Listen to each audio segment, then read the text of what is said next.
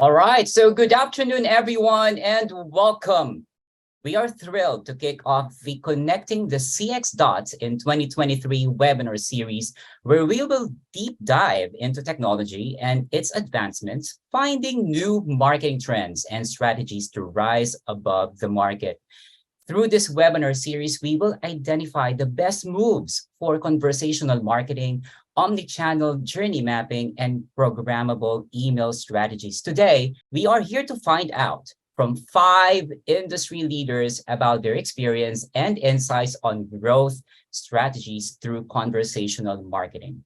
For marketers, it's no surprise that conversational marketing has become the go-to marketing game plan for driving customer engagement and growing brand identity. Together, let's discover how this strategy can be a competitive differentiator. So I am pleased to introduce you to our presenter today, Mervyn Tan, team lead for APAC sales at MessageBird, who will talk about how to leverage messaging at scale for businesses. Mervyn has been driving digital transformation and communication solutions for enterprises in various industries. He also specializes in solving business problems through automated, hyper-personalized, and scalable communication solutions. Welcome, Mervyn. Thanks, Jovan. Thanks for having me today. I guess have a round of applause for myself welcoming me. Thanks, Jovan.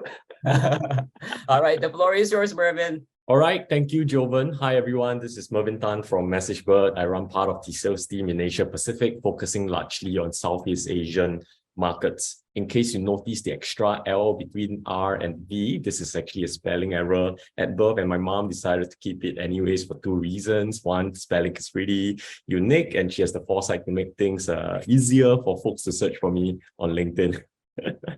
Right. The topic we are covering today is conversational marketing. People have started to speak about these for a few years now, and you must have heard at least 6, 7 different variations of this topic. Today, I'll be attempting to share a little more of my version to conversational marketing. This will be followed by a panel discussion with an exciting lineup represented by business leaders from some of the most successful brands in the region.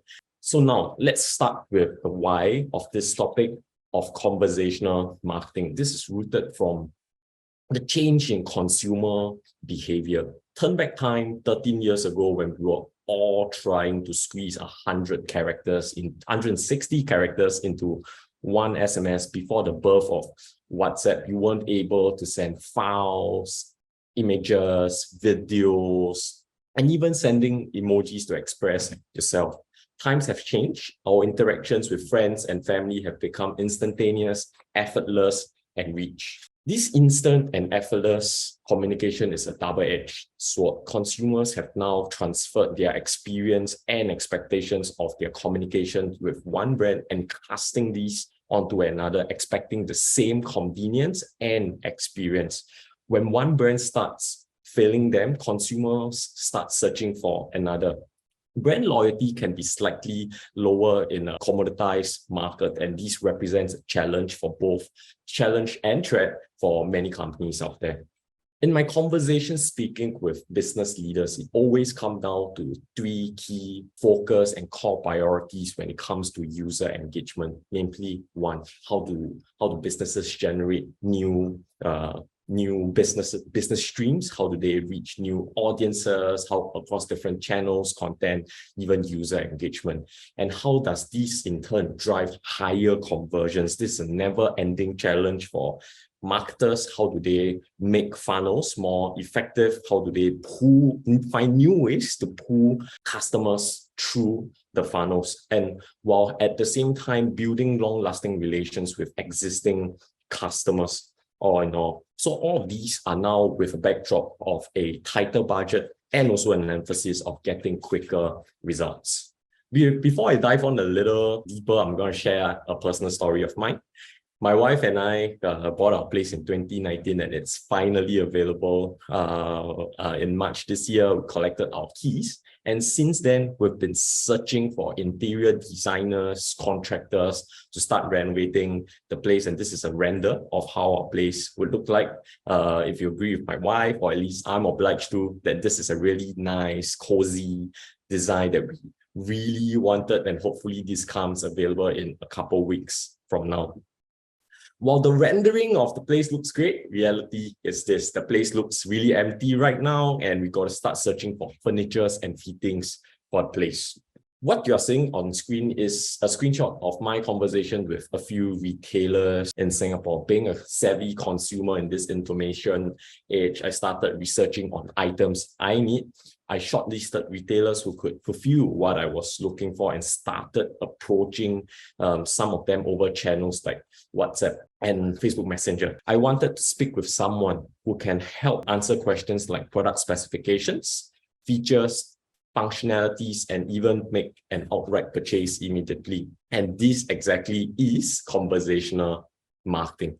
If you were to do a Google search, this exact same definition is one of the first that actually pop up on page 1. Essentially, conversational marketing is 3 things. It's a type of marketing, it is a dialogue, and this is based on two-way, real-time conversations and interactions with your user. In parts of my sharing can be part of this presentation, I'm going to add in a little more flavor as to how you can marry the use of technologies like AI to improve customer experience. This is actually a depiction of a traditional mode of engagements. From left to right, you're seeing how a new user can actually come through the funnel, engage you through different channels, eventually leading to a conversion. Let me actually run through the journey from left to right.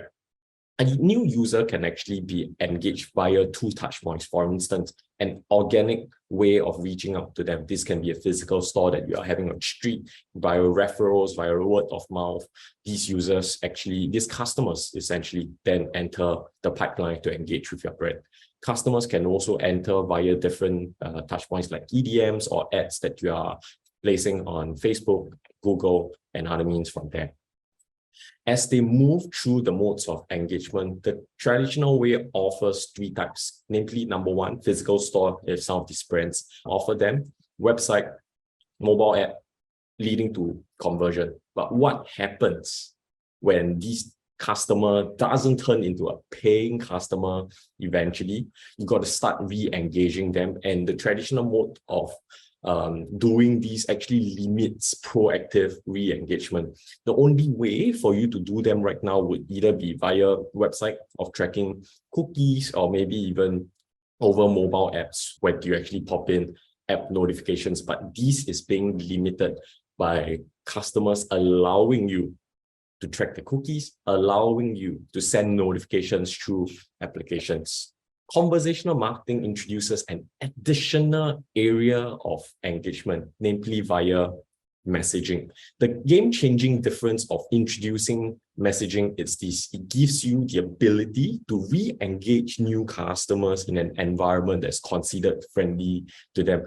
Cases like WhatsApp, cases like Instagram, it is a channel that they are speaking to friends, to family, to people that they can resonate, people who they can speak with at ease. The beauty of messaging is that this is a asynchronous channel. You can send a message, reply a day later, another response comes in 3-4 days from now. And this is a perfect channel for re-engagements where new customers that pop off the purchase cycle can be re-engaged by a brand based on the targeting efforts, eventually leading to conversions. Surveys have confirmed that consumers prefer messaging. A large part of customers consider messaging a business to be more convenient than picking up the phone. And picking up the phone would essentially mean having to call a contact center, or maybe even having to browse through pages and pages of information.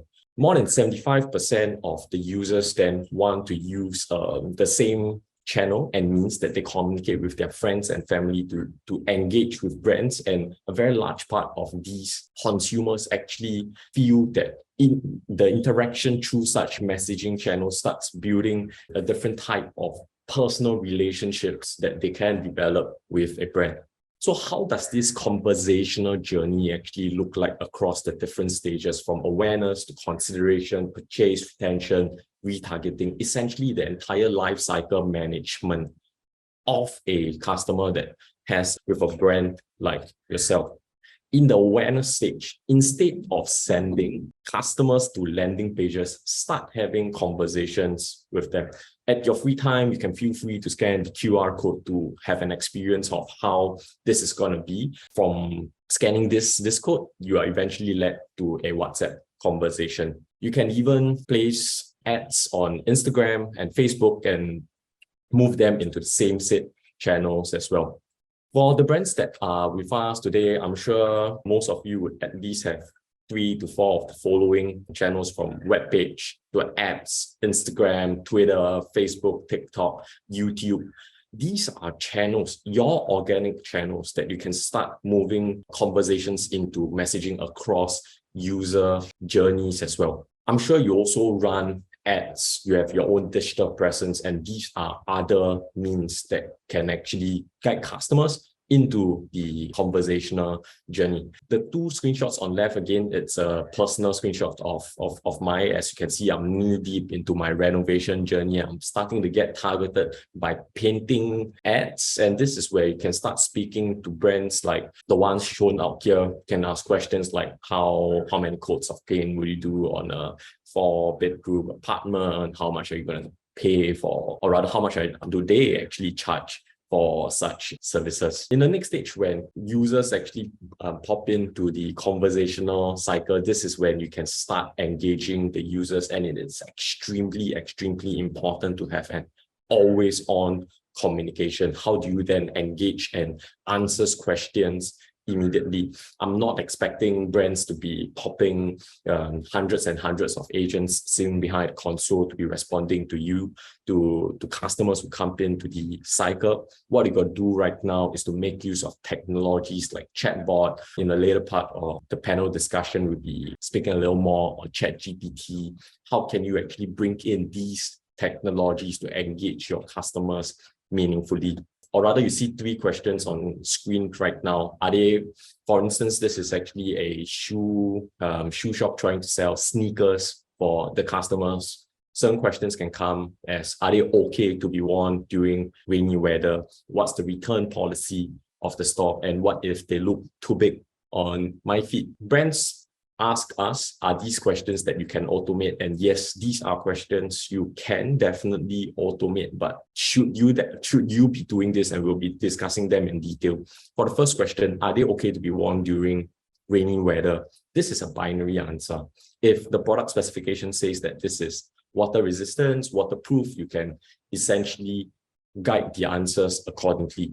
The return policies of such purchases are also static answers that you can actually share with the customers that come on board. Here comes the third question. What if they look too big on my feet? These are questions that require subjective judgments, and you can actually bring on a specialist to advise the customers accordingly. You can even share some pictures of real life purchases, reviews, photos with such end users. Using technologies like chatbot and ChatGPT, we are not looking to automate the entire experience, the entire engagement of a customer with your brand.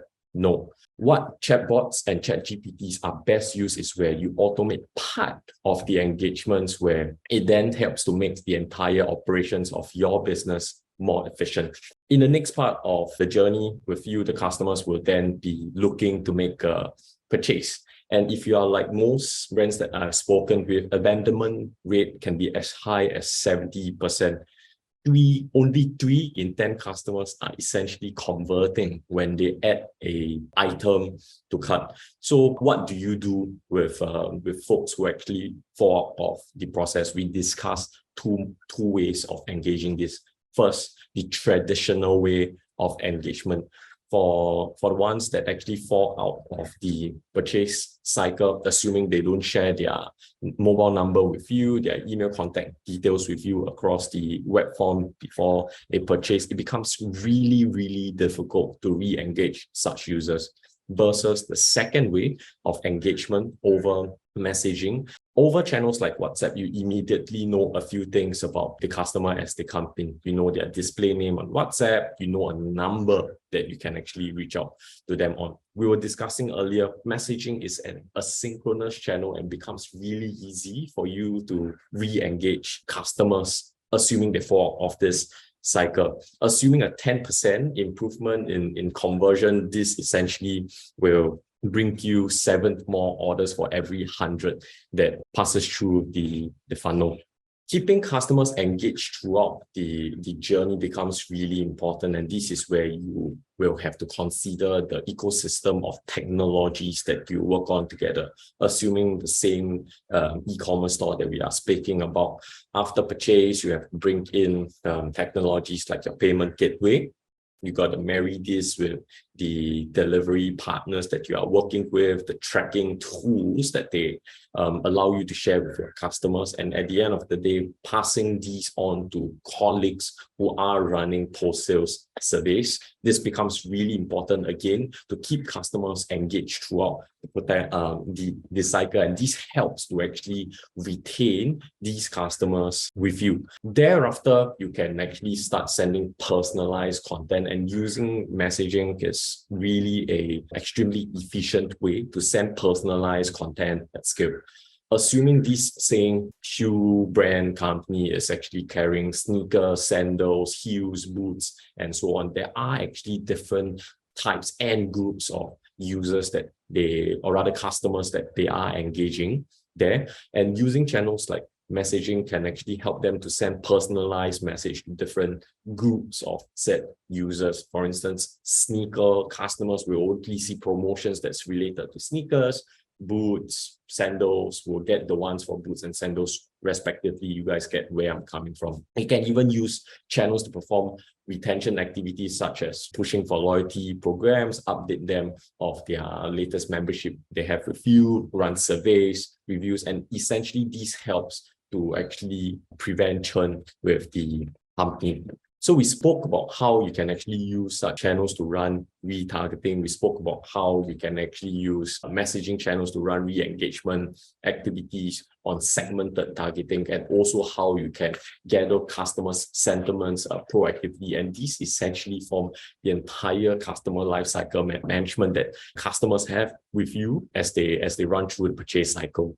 In my opinion, winning at conversational marketing, you got to do 3 things right. Number 1, providing convenience, personalization, and engagement. Convenience, providing your customers with end-to-end journeys across the discovery, consideration, and purchase cycle, making it easy for customers to do business with you. Personalizing in the way that customers actually speak with your brand, allow them to reach out to you on any issues, essentially on their preferred channels. For instance, WhatsApp, Instagram, Facebook, Messenger. Folks actually run different ways of engagement across these different channels, and you can even have different personas on WhatsApp, on Instagram, and even Facebook. The third thing, and I personally believe this is the most important thing, is providing quick and engagements with these customers out there. When they are reaching out to you, most people want to be engaged immediately, and while you don't have to do this with an agent or rather a customer support colleague sitting behind the console, right? You can actually put in then bots to provide automated responses if and when necessary, then bring in your colleagues from the customer success team, customer service team to actually engage with users out there.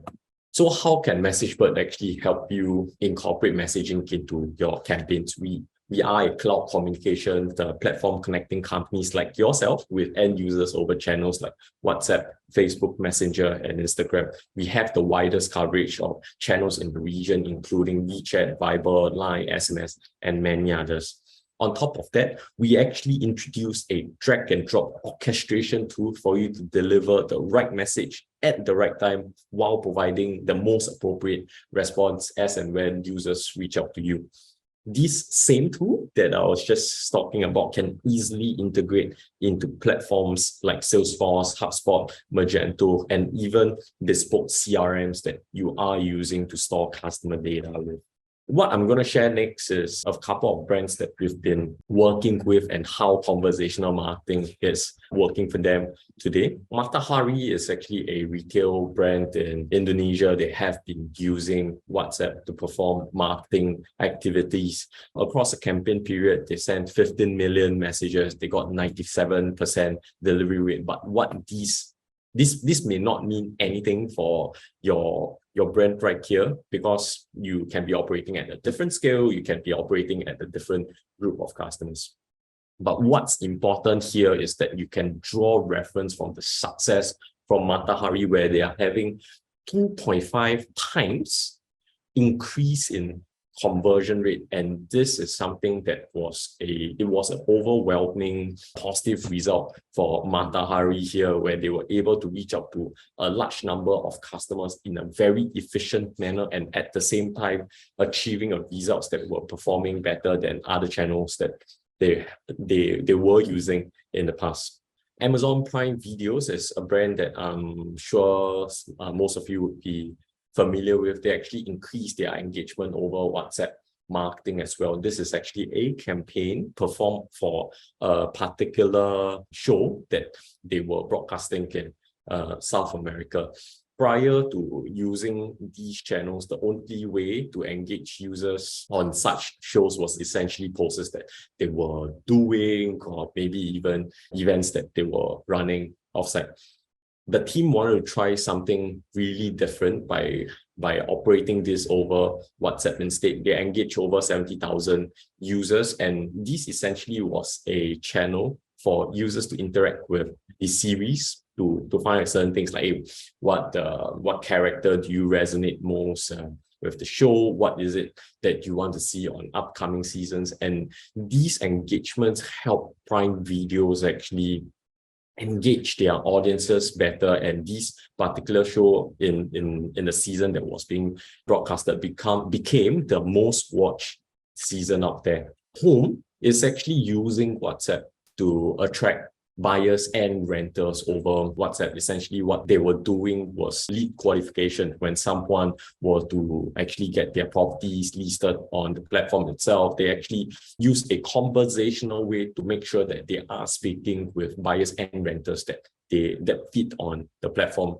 itself. And this has actually helped improve the quality of leads that come by and allow renters and buyers have a faster interaction and response from home. All right.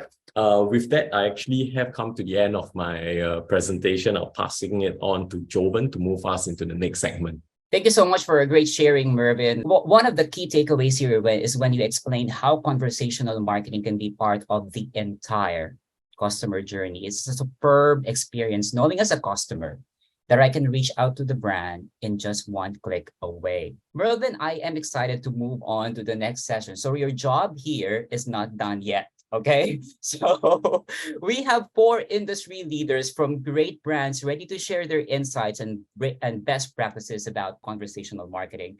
The floor is yours again, Mervin, and have a great conversation. Hey, thanks, Jovan. Again, very glad to be joined by many of you in our conversation today. We have Jia, Country Marketing Head from BigPay. We have Preeti representing Meta. We have David, Managing Director from MoneySmart Group. We have Ray, Head of Marketing Philippines from ShopBack. All right, let's start this fun. Let's start with maybe each of us giving an introduction of yourself. And I don't want this to be done in the plain way. We'll start with Jia. Why don't you kick us off with a fun fact of yourself and tell us a little more about what you do at BigPay. Over to you, Jia. Hey guys, first of all, I think I just want to say thank you. When I look at the chat conversation, I had not realized that there were so many people from different parts of the world. So thank you everyone who's here, who's actually spending your day and listening and dialing in from wherever you are. My name is Jia and I'm Country Marketing Head for BigPay. And for those of you who don't know BigPay, we are a neobank in the Southeast Asia space. Literally all your banking done on a mobile app. And so I've been here for 4 years and it's been a really, really wild ride, building a challenger bank from scratch. And so what I do essentially is make sure we grow in different markets. We have a product that is fantastic to use for all of our customers, and also to make sure that we solve, financial access services needs, pain points across Southeast Asia. So we're in Malaysia, Singapore, and we will be expanding very soon to Thailand. I know Jovan and the rest have asked, are you guys coming to Philippines? Are you guys coming to other places? Short answer, stay tuned. And so a very quick fun fact about me, I guess, I speak 4 languages. So yeah, if English obviously being one of it. And I can finish my food regardless of size, whether it's a hamburger or fry or an ice cream or anything. I think record time was 30 seconds and then fall asleep after. Yeah, that's about me. All right, that's interesting enough. Next, I'd like to hear a little more from Preeti. Hi everyone. Thank you so much for spending your afternoon with us. And thanks for the great insights shared earlier, Mervyn. So I'm Preeti and I support business messaging here in APAC with Meta. Business messaging, yes, a great fancy word. Basically, just 3 apps that all of you love in different countries. That's WhatsApp, Messenger, and Instagram. So a little bit a fun fact from me, actually, Gia, you kind of stole mine. I also speak 4 languages. And another fun fact is I'm actually Thai. So if I think I saw someone here representing Thailand. So whoa, together. Starting to sense 4 is a number that resonates with most of us. 4 languages, each of us are 4 years in our company. Yeah, Preeti, I'm happy to share that spot with you, man. Not gonna steal your thunder. There's enough room for everyone. Maybe next up, let's have Ray. Like to come up with something that resonates with 4 as well. All right. Unfortunately, I can't come up with anything but 4, but I've been working for more than 10 years. So I think, first of all, thanks to the MARKETECH team for having us. Thanks to MessageBird team. I'm happy to be able to share the panel today with my esteemed co-panelists. And thanks to everyone for spending a hot Thursday afternoon, especially here in Manila, with us today. Well, I've been with ShopBack for just the past year or so. I am seeing a shout out from Caroline. Oh yeah, so I used to be with Grab also, and then Red Doors and Huawei before joining ShopBack last year. So I hope we have some ShopBack users here in the audience. So just tell me and maybe I can give you extra cash back. I'll tell you later how. Basically, from a business standpoint, we work on affiliate models. We work with several brands here in the Philippines and Southeast Asia. And also from a user perspective, it's as simple as if you have a transaction, you just go through ShopBack and you get cash back. Unfortunately, it has made me a shopaholic and I now have 17,000 pesos because I use it for travel. So yeah, I think I forgot about my fun fact. So I will share not something not related to language. I used to be a hip hop dancer, so that's it. I'd love to ask for a demo, but I know we're running out of time. Yeah. I'm sorry. We're gonna move on to David. Really love what you're doing at MoneySmart. I've 3 out of 4 of my credit cards I applied from there. Really love the platform. Tell us a little more about you. Good to hear. Hey guys, hey everyone. Really great to be here. Thanks for inviting me. I'm David. I'm the managing director at MoneySmart, which is sort of Asia's largest personal finance marketplace. Great to hear you're a customer and getting value. And so I've been with MoneySmart 5 years. I was the group CMO when I joined. So marketing is my background. I'm now the managing director and have been sort of moving our product and market position forward, running the business, the marketplace over the past sort of 12 plus months. Fun fact is mine, not as cool as the breakdancing, but some people will know me as a DJ. Music has been a big part of my passion. I don't get to do it as much these days, but yeah, in the background, I like to spin some vinyl. Wow, that's really cool. Nice. All right. Let's move on to the agenda that we have for today's discussion. The first one I like to pick brains on this on topic of picking up speed. Let's talk about how conversational marketing actually helps shorten the path chase. My first question actually goes to Gia. As BigPay's goal is actually to provide trust and loyalty to consumers across Southeast Asia, what are the benefits of conversational marketing to your brand's CX strategy? So I think that's a great question, but I want to sort of lean into the 2 key things that were said, the 2 keywords, and I think that was trust and loyalty. So the first differentiator I would first want to, sort of put out there is, as a fintech player in the Southeast Asian market, or just in general as a fintech player, our role is very different from those who are in commerce, right? Although I know this is commerce experience, you are in the business of offering financial services. So trust and affinity, and I think awareness with your brand is something something that you first need to establish with your customers. They are not buying Skittles, they are not buying apparel, they are not buying, F&N. So they would need time to warm up to you and they need to trust you. So for us, there is a little bit more legwork to be done in terms of awareness, making your brand presence known, and then sort of having a bit more educational journey with them. And so how will customers come to that, that standpoint with you is to have conversations, right? And it's going to be two ways. Now, CM exactly for me, I'm just going to shorten conversational marketing to CM. So CM for me is exactly that tool that allows us to brand build conversations and authenticity that creates proactive engagements and very happy user paths.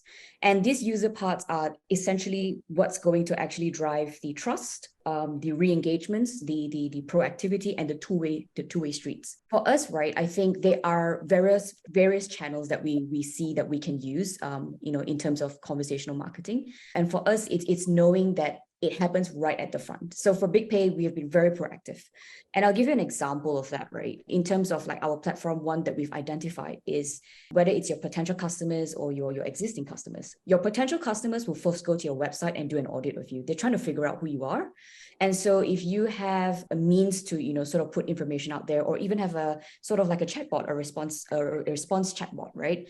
That is already shortening some conversations and you're giving them a more direct approach. For us, what I really love what we've done as a brand, and I've seen it, I've been on the battlefields myself, is that we have an in-app chat service, right? So customers do not need to go looking for your T's and C's or your data across, but you should have these things in place. They can basically come into our in-app chat, whether they have a question or not, or whether they have a problem and an issue, and we are able to resolve them in real time. And so what that means is now your customer has that avenue of reaching out to you and being responded to. That's a conversation touch point. Number two, in real time, we live in a day where, everyone really amplifies instantaneous response. People want a lot of instant things, right? Instant noodles, instant coffee, instant a lot of things. So I think responding to them and not having that radio silence really, really does well for us in conversational marketing. It allows people to treat your brand as a persona, a personality, and you get to also really live and breathe your brand DNA and essence in terms of a TOV. So I think for us, this is an example of how we've been able to really do that. But just to end it with a little bit more example of purchase, right? We may have campaigns, for example, that we put up on social media, and that's a very organic way of talking to people. It's a very peer-to-peer tone. And when they see, let's say if I'm a customer who loves shopping, for example, at ShopBack, and ShopBack's got a great deal partnership with BigPay, I'm going to engage with that, right? And then I'm going to shoot out a question. Hey, so is this like 25% or is this also, can I get an additional, is it stackable, right, on the discount? And somebody behind the screens from BigPay is able to respond to that in real time. So now this customer is going to have a very happy instant responded rate. It's going to have a happy user path. Emotionally, this customer is in the right headspace and they are empowered to make decisions through the conversation they've just had. Right. I mean, I really agree with you and really resonate with the part where you can actually get answers almost instantaneously, particularly for more sensitive products like you're dealing with like finance, right? Consumers definitely want to get instant answers like, hey, where's my money, sort of thing. So yeah, I really love what you're doing there. Now, shifting the question to David, it's very much in the finance space as well. How does CM pick up the speed for your customers' path to purchase that? How does it work for MoneySmart? Sort of the consideration process and time for our customers and potential customers, particularly within financial decisions. It's not as instant or real time at a point of conversion. And so typically when customers are in market for financial products, they need some, upskilling in information. There's some education around certain products. Clearly, a lot of questions and queries that we gather part of that consideration process. Communication with customers has always been a thing. It's just evolved over time. Gone are the days where you can rely on email as a responsive channel. Clearly, email still has its role, but not within a sort of real-time speeding up of a consideration to purchase journey.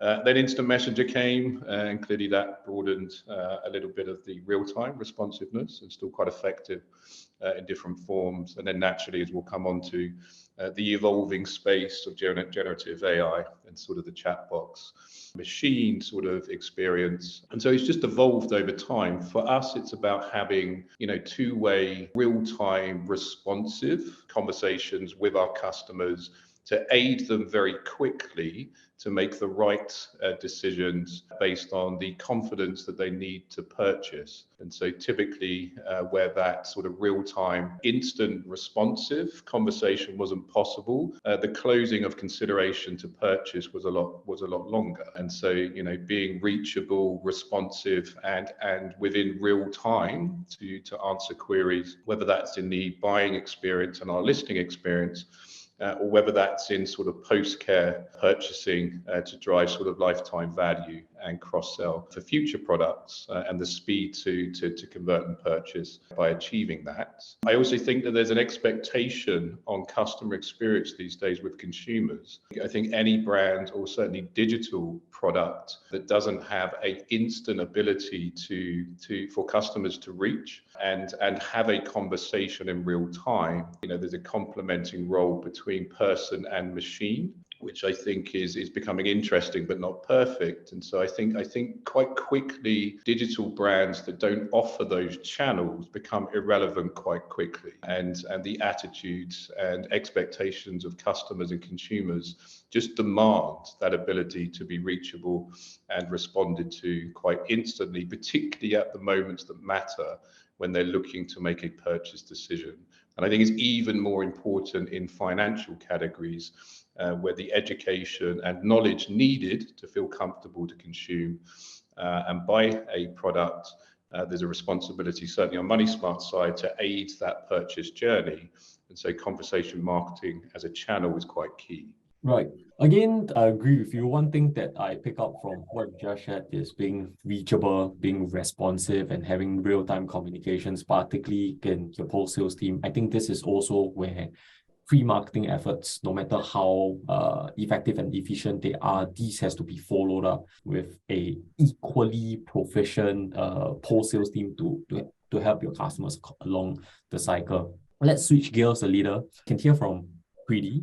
We want to learn more about what you are actually seeing in the market right now. Is this faster speed path to purchasing an important part of why brands Meta work with today are looking to adopt conversational marketing? What are you saying, Preeti? Yes, actually, it is one of the key reasons why brands see success on our platforms.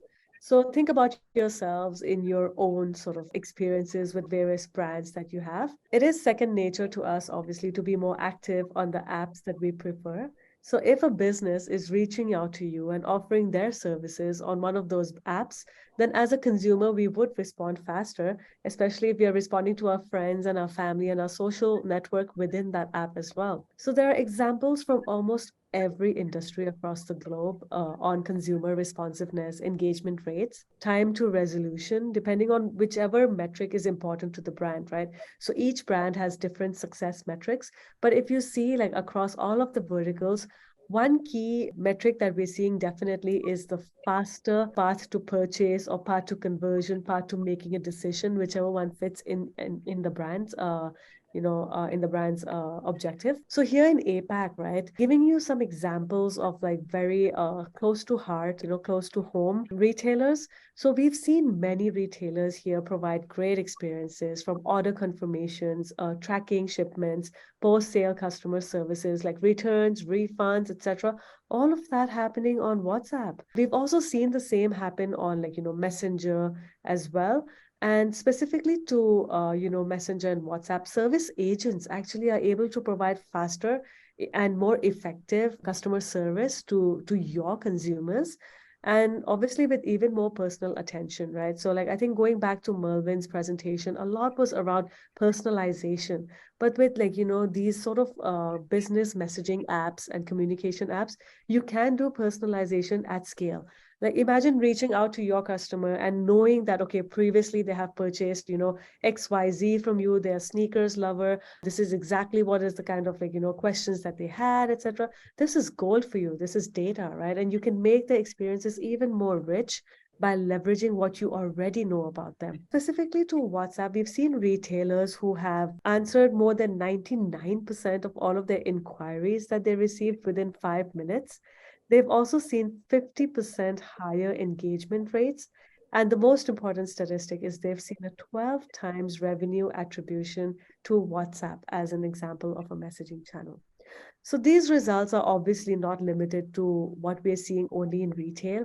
We are also seeing great results in automotive, financial services, impressive results in healthcare, CPG, telecom, education, entertainment, travel, transportation, as well as logistics. Well, that's actually very interesting. If I got that right, we were saying 12x revenue attributable to conversational commerce. This must mean a lot if the company is actually implementing this and also engaging other users as well. Next up for Ray, ShopBack has been providing a seamless shopping experience. The more you shop, the more you earn. Given you have several categories on your platform, how do conversational marketing channels actually help boost the customer engagement portions that you do? Right. ShopBack here in the Philippines, only we actually have over 600 brands that we work with. Gia is here, so one of them is actually AirAsia, so that's also active with the ShopBack app, if you didn't know. But so this means 600 plus categories, right? So for ranging from travel, fashion, banking, etc. What this means is actually different categories means different user behaviors, which means different ways of where the conversation is happening. So that's one thing, which means different marketing strategies and therefore different conversational marketing strategies. And from here, right, given that we've already mentioned messaging apps, chatbots, something that I also was looking at is that aside from these, there are actually a lot more conversational marketing channels, such as with Meta here also for Pretty, we have a lot of Facebook communities with conversations happening there. We do have parts of CRM as well, and of course your general social media. So I'll give a few examples, specifically one for the travel category. So the travel category, what we realize is one, most of the conversations are actually happening within communities where users are sharing, oh, these are the trips that I have, these are the tips that you can take, etc. And then this becomes a tool and a channel for us to actually engage with the customers in this category. So, and it is really a learning process for us as well, because something that we realized is that last year, around April or May, we had an international travel promo and we seeded out to this community and we got instantaneous feedback. And then they said, oh, where's the local travel promo? Where's my Boracay promo? Where's my Cebu promo? And that's when we realized, okay, we are learning from these users that actually they're more planning these kinds of trips for now. And therefore we have to cater to that first. So that's one learning that we have more in the travel category. More from a feature perspective. So with ShopBack, when you refer, the person you refer gets an amount and you also get an amount as well. And what we saw is that these referral links are actually being shared in WhatsApp, in Telegram, in Messenger, etc. And when we looked at some of our top referrers, right, they actually said that, oh, I actually mass share my referral link to all these groups so that I can get as many users to be referred on ShopBack, and therefore I can get as much cash back as I can. So that's also another example, because we saw that this conversation is happening there. We utilized that. And then for just parts of CRM also has a bit of conversational marketing ongoing. So for when someone installs our app, there's actually a prompt for them to tell us what channel they got us from. And that's where we see actually the split in terms of our awareness channels. And we see that, oh, a lot of them is happening on communities. A lot of them is happening actually through the Messenger apps. And then lastly, while these three examples are actually more on leveraging on conversational channels already ongoing, live stream is something that we also see that is emerging in the past year. So at first, we leverage more on influencer live streams, and they actually engage with users. Oh, what are your travel plans? What are your fashion purchases? What promos are you looking after? And we get real-time response. And then last year, about in 11/11, we did see, we already launched live stream in the Philippines. And the beauty of that is that, okay, someone tells you in the comment section that, oh, you're traveling, or the host says you're traveling to Cebu, then there's already a shopping bag link that you can redirect to, and you can already make the immediate purchase. So for us, really, conversational marketing is really a great tool to, one, learn more from our users, and at the same time, shorten the path from awareness to purchase.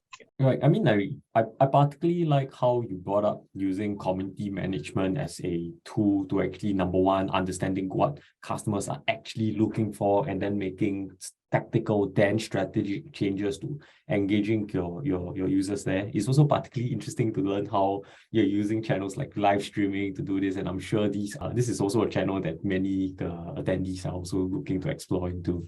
Moving on to our second topic, let's talk a little more about creating two-way communications for customer over using just a one-way delivery, particularly for, let's start with Gia. Earlier, you were talking about this in-app chat. You were speaking about how providing instantaneous answer to your customers being important, right?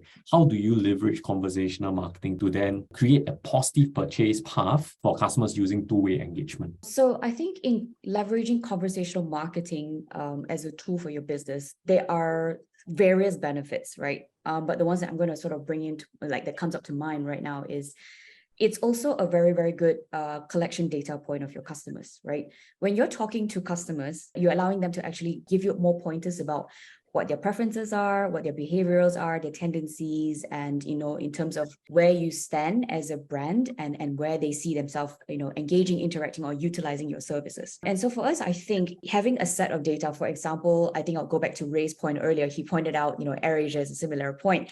Yes, we've also had customers who, let's say in the travel segment, right? Now we know this cohort of customers, they are either the wanderlust, right? They are frequent travelers, or they travel in doubles and whatnot. And we know that their preferential method of communication is social media or the in-app. It's not going to be your emails. They're not going to look at emails. So for me as a business is to look at these data points and marry them into the persona and the customer personalities, right? No point for me as a business to talk to a customer who is constantly in your app already and sending you an email versus where you're not going to open it, or you're going to open and disregard it, right? Knowing to be intuitive and also knowing to be authentic in your approach is a very important point. The whole point of conversation here, I think, is authenticity, right? Is to go and more personalize your approach and find where your customers are interacting and where their pain points or where their wants and their demands are, and offering the product to match it at that point in time. What we've done here, for example, at BigPay, you know, customers on social media channels, right? Let's say TikTok. TikTok is definitely, you know, it has changed the social media landscape so much. But you are now able to advocate either a product awareness in a very organic way of conversation rather than a very, very stringent way. So I'll give an example in the sense where people especially in the Malaysian market, the issue of, or the topic of finance itself is a very taboo topic. They're, you know, they look at it as like, oh my God, I don't want to talk about money right now. It's so stressful. I'm just like, living the vida loca. So don't tell me about, you know, how I got to manage this, manage that. But if you can convey it in a message where it's peer-to-peer, less intimidating, and it's in a tone that is more receptive to them, number one, you've already breached a connection gap with them. So they're now lower, they're more at ease, and they're more receptive to your messaging that's coming at hand. And then from there, you can then offer a tool or service, or maybe say like, okay, maybe financial management is what you need. Maybe you don't need to have $1 million tomorrow, right? That's not the point. Maybe right now you just need to look at how you've been managing your finances and resources. And we've got a tool. We've got our analytics, which is right at your homepage. That's going to help you keep everything on track. All you need to do is just move your finances onto BigPay and use it as a one-stop shop solution for your payments, for your other products or whatnot. But let's just start with analytics. Step by step, guiding them, that now they're able as a customer to understand, to make decisions, to be less intimidated, especially in the financial services space, and be more empowered to make decisions because they now know there's a tool available, and they know that these interaction points are, you know, just these mediums and channels of conversations are the ones that they would be able to come back to whenever they've got a problem, whenever they've got another question, or as a follow-up point. So your conversation is never going to like drop at any point. You know, they know that there's a source of connection that they can always come back to. And that is essentially going back to my initial point of how they would be re-engaged, and you would keep them as a, you know, engaged customer. And this becomes valuable customers in your business. So these are sort of like the positive parts in terms of how you can, you know, convert your customers, how you can speak to them, and how you can mold their behaviors in interaction with you as a brand. Yeah. And keeping it two ways in the sense where you always keep it open channels. And as just one more point that I want to add, right? We as a brand, our responsibility is to communicate with customers and interact and engage them. But don't forget that two-way also means leaving it omni-channel, meaning to open up your channel and let your customers talk to you. Be available, be reachable.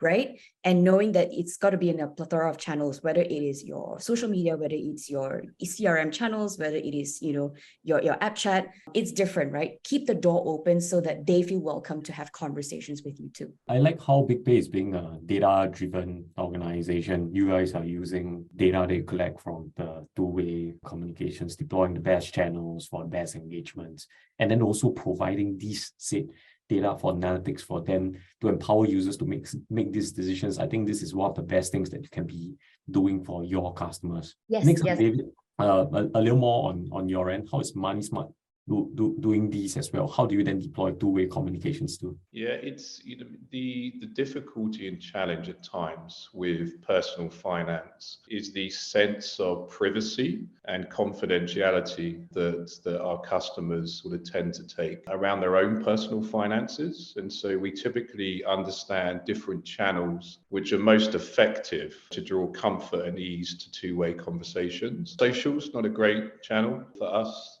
Typically consumers don't feel that social channels is an appropriate channel to disclose, even if it's in a private chat form, and some of the engagement that we get typically around financial matters, which are deemed quite personal, that drives comfort and ease around two-way conversations. Typically our own secure channels, particularly within our platform. And, we typically try and aid as much two-way conversation as possible. And we typically, we use response channels which are built within the platform itself. We're just about to start increasing some of the usage frequency of some of what we've been testing. And so, by means, we're not the most established, I think, catering for that two-way conversation. A lot of our investments on the product side, again, housed within our own secure products, not necessarily using social, but sort of more secure integrations that give, comfort and ease for our customers to disclose certain things that's required to match them either with products that we can recommend or advise them whether a product they're looking at, given their own personal circumstance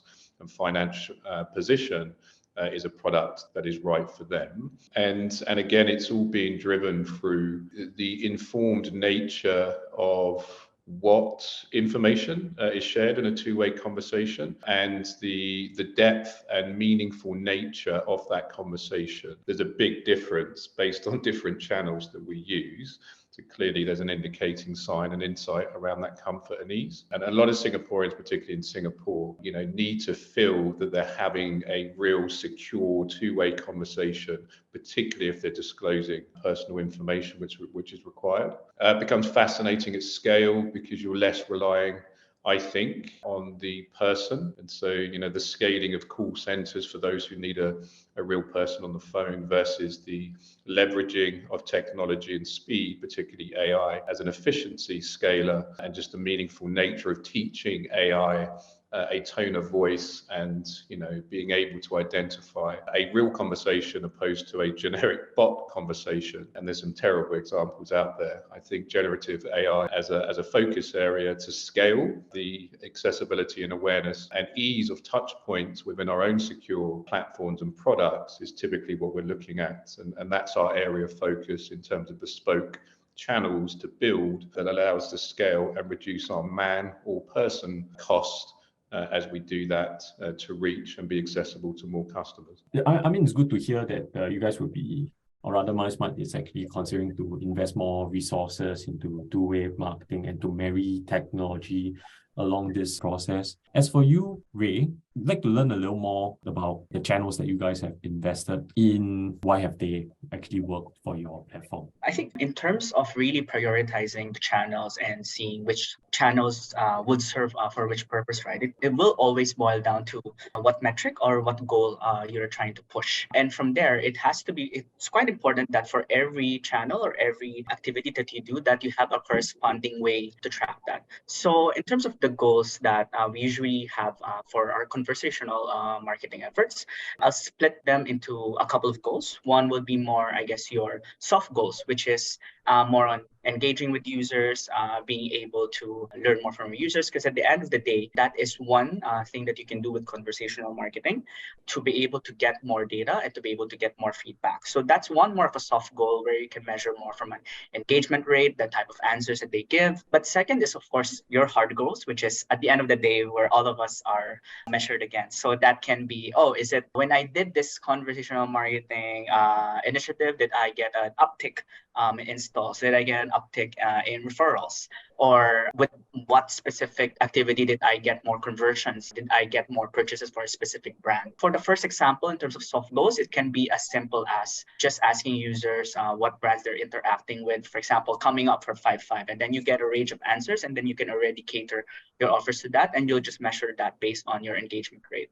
But for a more harder goals, which is what I will have to report more on a weekly basis, right, to our stakeholders, is that, of course, for example, when we saw that we were already leveraging on messaging communities and also live stream for referral links, we actually saw an uptick in terms of installs coming for referrals.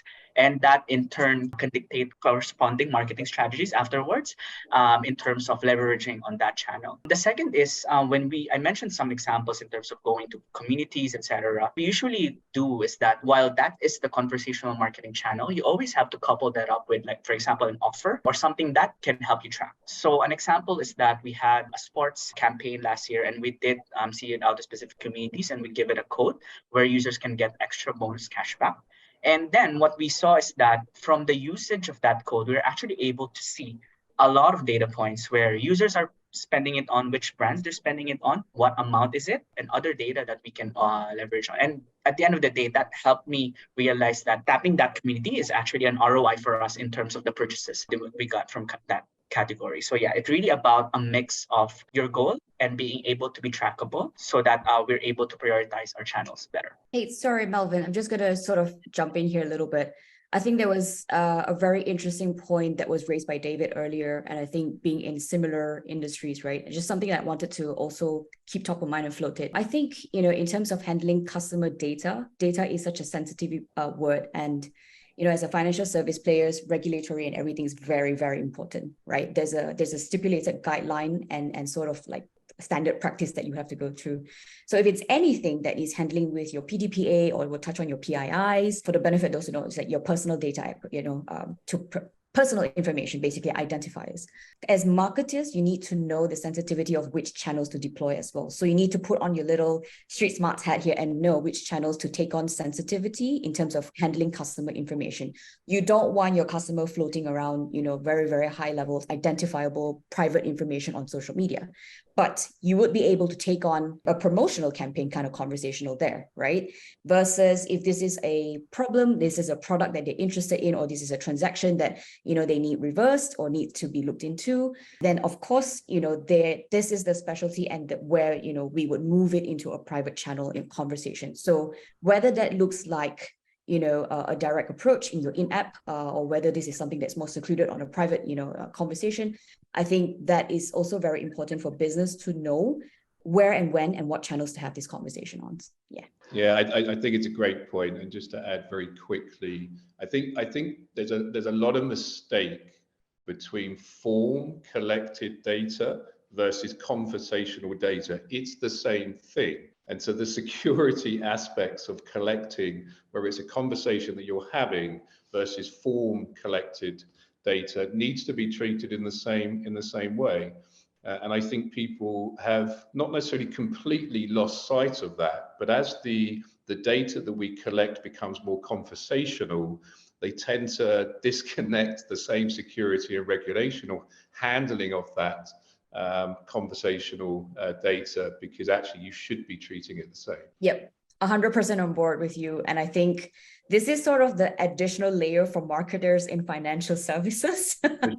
And so for those who work, in fintech spaces or anything to do with it, you would know, because the regulatory point of it is so important to also let customers have that peace of mind. That adds into the trust of your brand. Totally agree. Right. Actually, this is an interesting topic. I actually have a different perspective into this personally. I mean, while we understand in financial services, you prefer certain data to actually go through certain preferred channels, but from the consumer's point of view, they would prefer to like say, hey, why can't I share my NRIC or my identity number over WhatsApp? Then it becomes a little sensitive, and it really boils down to a lot of user education as to how and what information can actually pass on across different channels. The next topic I want to talk about, I know we are a little over time, but this is what I think is the most exciting topic of this discussion is actually about ChatGPT or using AI in conversational marketing strategy. Since we just left off with you, Gia, I want to know how you think ChatGPT can actually help streamline your brand's conversational marketing efforts. I'm just going to dial it back a little bit, just pause here, like for a second. Can we just take a minute and like just go, what in the frick is happening with our world, right? ChatGPT for just a moment. I think everyone in the gallery, in our audience would also be like, yeah, ChatGPT, if you haven't even tried it, you would have already heard about it. It has done crazy things up to medical diagnosis and a full-blown legal argument. Let's just like, yeah, I think these are things that we've picked up, right? So I think how, something like AI can be implemented in conversational marketing, right? I will give a broader take and then I'll tell you how at BigPay we're looking at it, right? So I think in a conversational marketing perspective, if you look at this, your AI is a collection of various data points. ChatGPT basically they have the advantage of speed and very well researched data points. So what I fiddle around with, like personally, is just like, hey, can you sort of, tell me which are like top VC firms in Southeast Asia that's performing right now? And typically, if I were to hire an intern to do it, it would probably take approximately half an hour to an hour, maybe. But ChatGPT is going to do it for me in a very much shorter time span, and it's going to have a robust and a very concrete and concise format for me. And I'm going to have a very comprehensive list, right? Just think about it as a really argumentative and competent lawyer on the other side.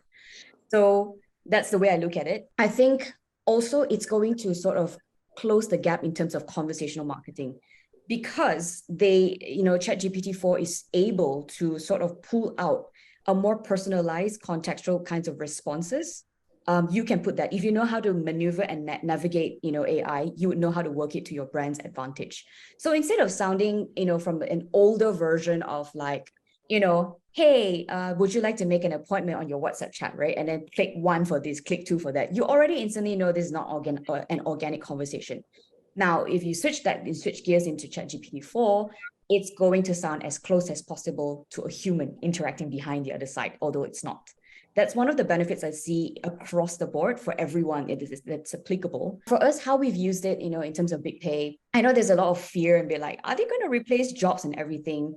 For me personally, is if you know how to, sort of navigate and use it, you don't have to really worry about that, right? Otherwise, everyone would be out of a job and then the whole new world looks really different, right? Then we have to rethink a lot of things. For us, we've used it on a research standpoint. So, knowing how to gather data and information to seed a few things like in terms of campaigns or data research points, to understand a little bit more in driving certain campaigns home, or hitting the delivery.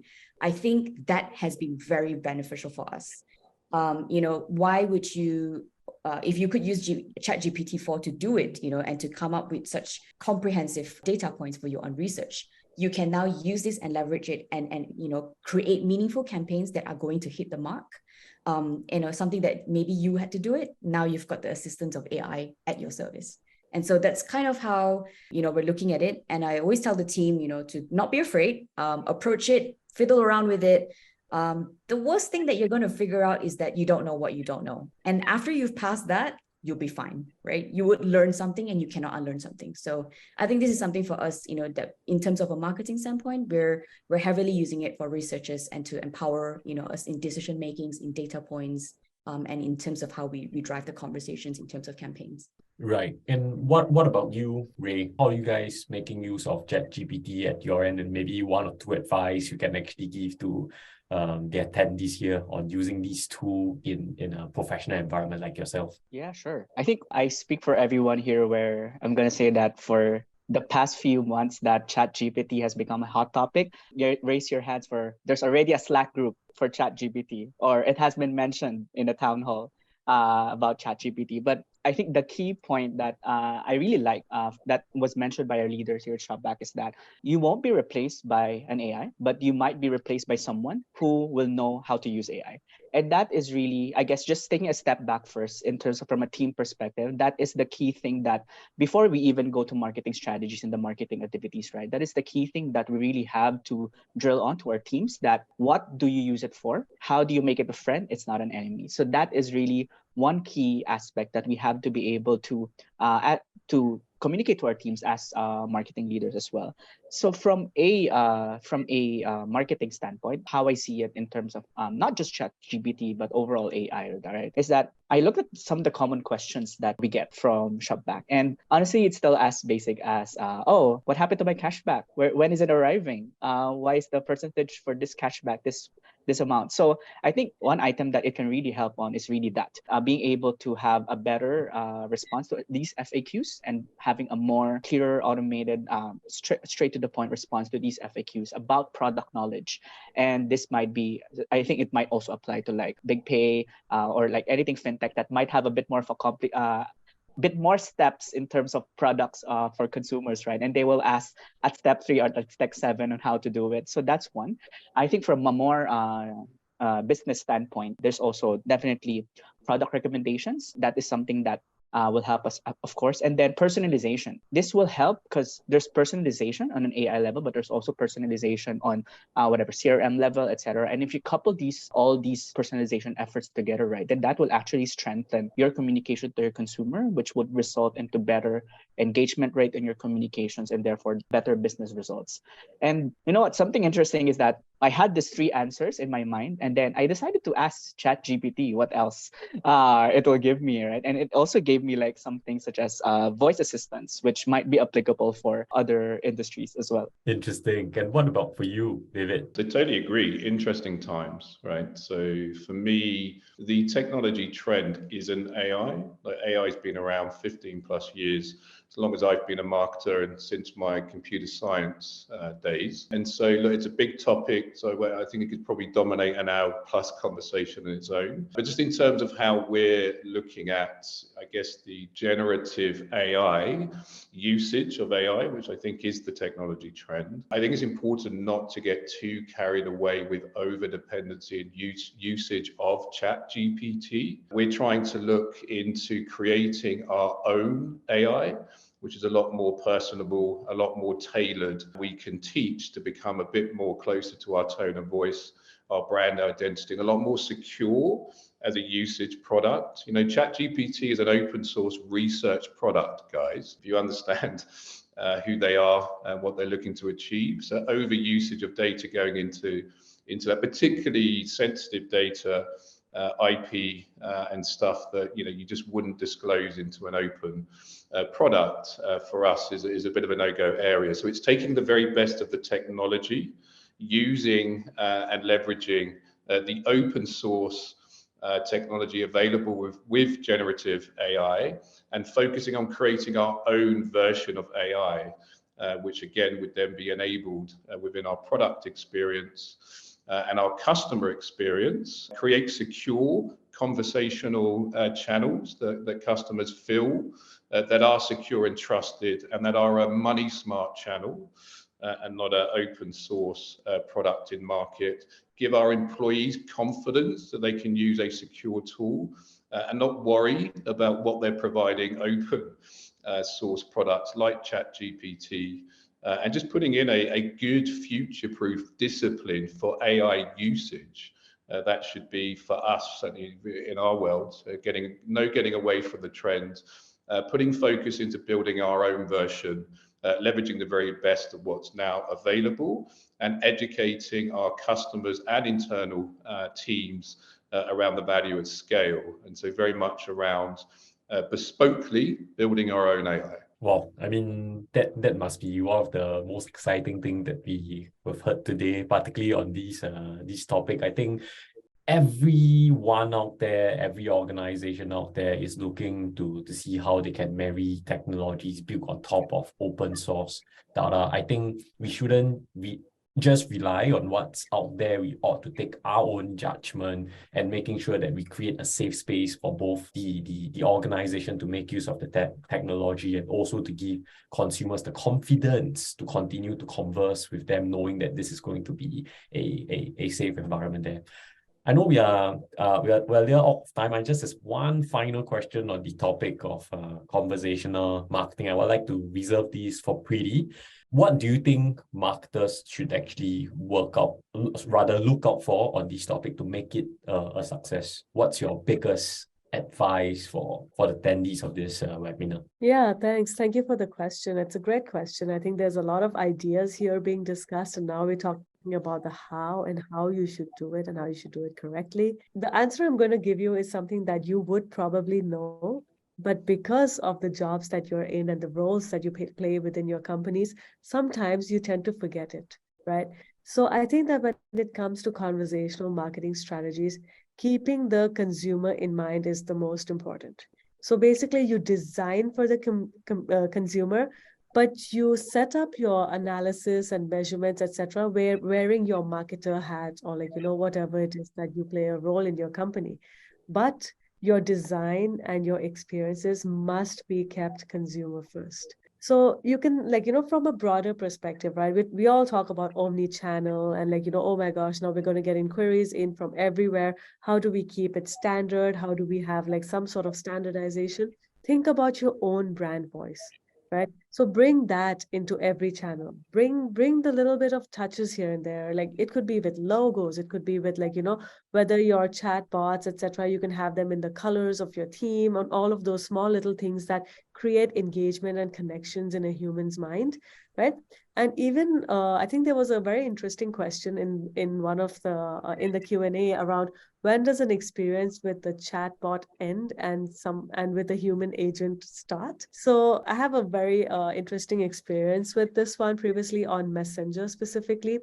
So we generally recommend you to have an option to reach out to a human. You don't know who that exact consumer is. Maybe there's somebody of an older age group who does not understand or is not comfortable with a bot type conversation. Or you have a millennial who loves engaging with bots and I can help myself out. I know what exactly I'm doing, how I'm navigating. So keep every consumer avatar in mind and service everyone, right?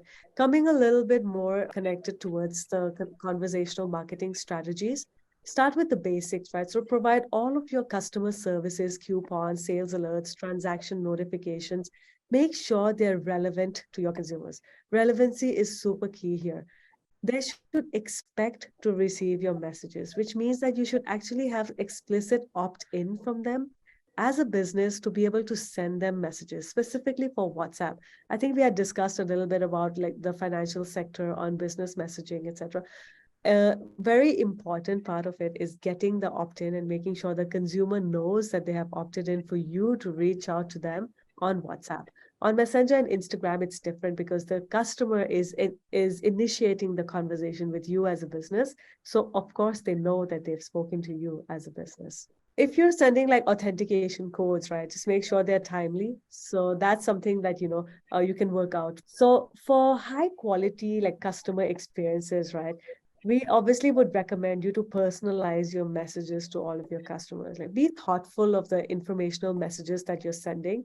Try to optimize for content and length and all of those, very basic things that you might tend to forget because there's so many things you want to get across, but just make sure that it's digestible and quite comprehensive for your customer. I think this is one of the areas that you as brands can definitely benefit from MessageBird's wealth of experience in designing customer journeys to be more impactful. So that's when guys like Mervin here can give you even more vast advice because he's seen that across multiple channels. And I think if you just keep the consumer in mind, then you will definitely be successful in the in the messaging strategies that you have. Thank you, Preeti. I think the panelists here can all agree that number one, we should all stay customer focused. I'm hearing a recurring theme from each and everyone for you to be available for your customers, to be prompt in response, and particularly from Ray, how should you learn and feedback and react to what your customers are actually telling you.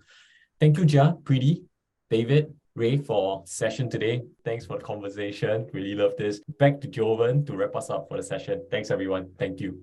All Thanks, right. Dave. So, yeah, thank you so much again, our speakers, Gia, Preeti, David, Ray, Mervin. Too bad we don't have so much time, but we will have more. That's for sure. And we began the discussion with the goal of creating meaningful connections with our customers. I'm sure with the insights shared today, we are more equipped in building better customer engagement. As what Gia said earlier, be reachable and be available. As we conclude this webinar, we would like to thank MessageBird and Meta, our partners, for this event. Before we let you go, we hope to see you in our next theme of our Connecting the CX Dots in 2023 webinar series happening on May 25th, 2 p.m. Singapore time. We will talk about omnichannel journey mapping. We have speakers from Carsum, Colgate-Palmolive, Flower Store Group, and Zalora. Scan the QR code if you haven't registered yet. Thank you so much for your patience, everyone. And once again, I'm Jovan. Keep evolving. Bye. Thank you. Thanks, everyone. Bye-bye.